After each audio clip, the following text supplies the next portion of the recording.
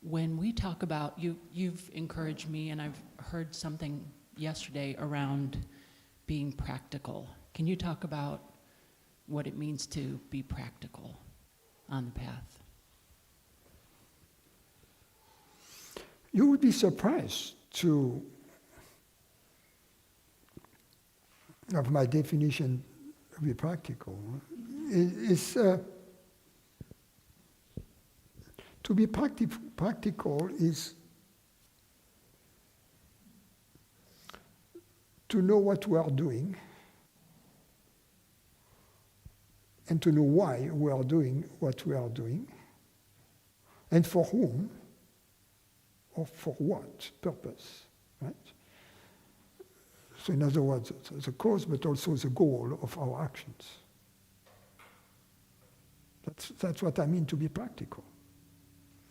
So I could see that in the world, 99.99% of the so-called practical people are in fact absolutely impractical because they don't have a clear answer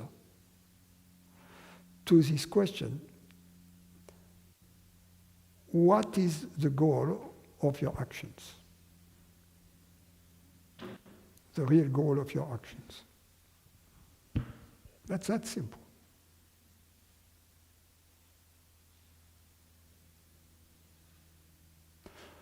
Let's take as an example someone whose endeavor is money. Why do you do what you do?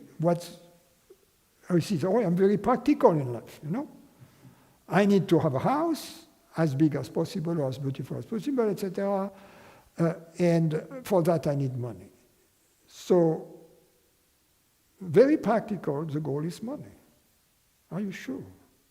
So what's the goal? To have a house, okay. But why do you want to have a house?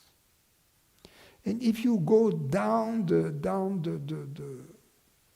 whys and the answers, then you see that at the end they don't know why. Or what they could say at the end is, because that makes me happy. Are you sure then that having a bigger house makes you happy? What if you have a bigger house and then you have cancer, terminal cancer? Are you going to be happy? Or you have a bigger house and your companion breaks up, right? And goes with your best friend. So are you still happy in your big house now? You see? So ultimately they have to concede that the goal is happiness. But they will have to concede also that they don't have a clear path to happiness. So,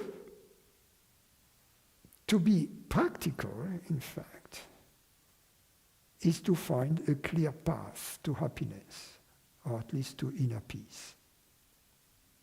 So philosophy,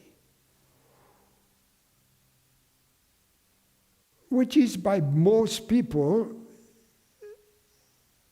considered to be the most impractical of all things. People who say at least mathematics is more practical than philosophy because you can do this, you can do things with it. You can design bridges or airplanes, or nuclear weapons. But the misunderstanding is that the real goal is happiness. And that's what we have to concede, that the goal is happiness, and that most of us, we don't have a clear path to it. And that the most practical thing to do as a result would be to find a clear path to happiness.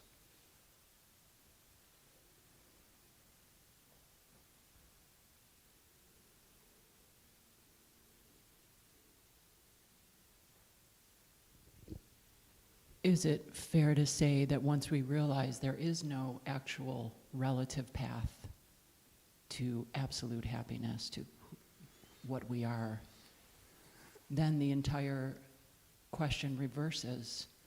Then it's what is practical is to stay at home in happiness and to find ways of expressing our understanding. Is that fair, or is that being too spiritual about it?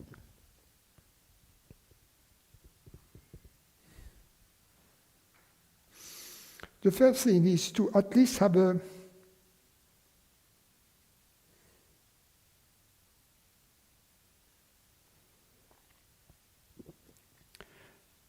reached a point regarding the search for the path to happiness.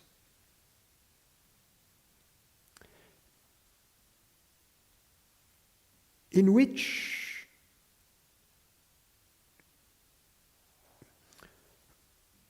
we have reached a fork on the path to happiness. And when we reach this fork,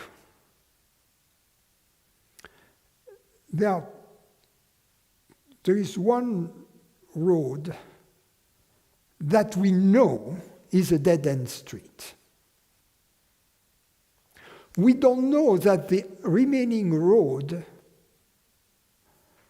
will lead to happiness. But we have clearly established that the one on the left, I'm not political, right? But the one on the left, or the one on the right, is a dead end. Only one remains. Now, there is in this case, and the one which is a dead end is the one I was mentioning, through objects, through acquisition. In other words, all the recipes for happiness that we receive from our parents, from society, from people around us. They don't work, right? We need to be absolutely certain of that they will never bring about the peace we seek. On the other hand, so that this option at the fork is a no-no. We are not certain that the other one is going to lead to peace or happiness, but there is hope. And there is hope for the following reason. That we have had prior experience of happiness. In other words, we know happiness exists. We didn't know where we found it when we found it, but fleetingly, we experienced it. So, if when we reach the fork, there are only two options, and if one of these options we know for certain is a no-no, then the remaining option has to be the correct one. So then the remaining option is about awareness. The option that doesn't work is about whatever appears in awareness is not going to bring us happiness. So the other option is then the road to happiness is awareness itself. Not whatever appears in awareness, but awareness itself. That's it. We have awareness and the content of awareness. If happiness cannot be found in the content of awareness, the only possible place where it could be found is in awareness, is that. So that's the other road. But then, if we see the source of misery, we see that it's always because we believe that awareness is limited. That's also a conclusion we can reach, that every time we experience psychological suffering, it's because we believe that awareness is limited and that there is no evidence for that. So as a result, the question then is how, once we have reached the fork on the road and make the determination that one road there from the fork is a dead-end street. How? We have two options. Either we remain at the fork, do nothing, and we are not likely to find happiness. We only have found that there is a fork. Or we begin walking or driving on the other path. What does it mean to drive on the other path? It just means to drive on the impersonal path according to which awareness is universal. That's all. And that's really the road I'm talking about is the road of our life.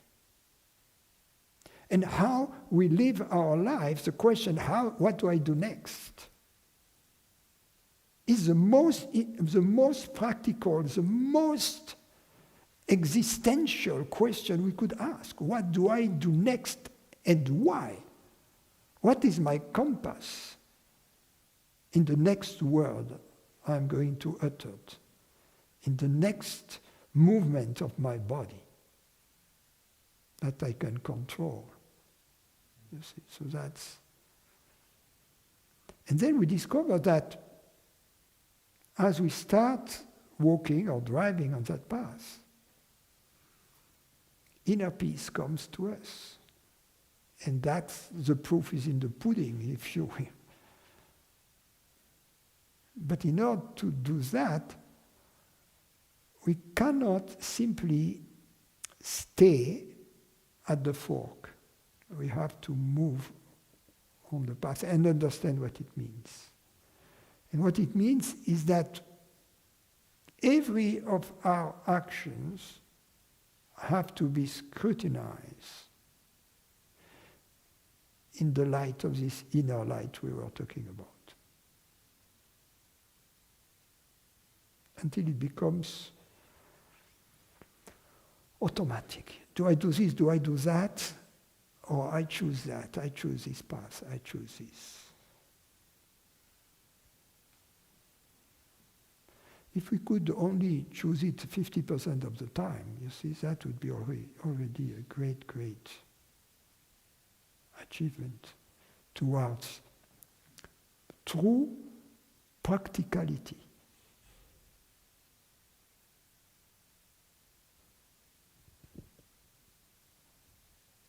In the way you describe it, it makes beauty, love, and truth extremely practical as an expression each moment as we make this choice. It just strikes me that these things become fundamentally practical in the way we live our life.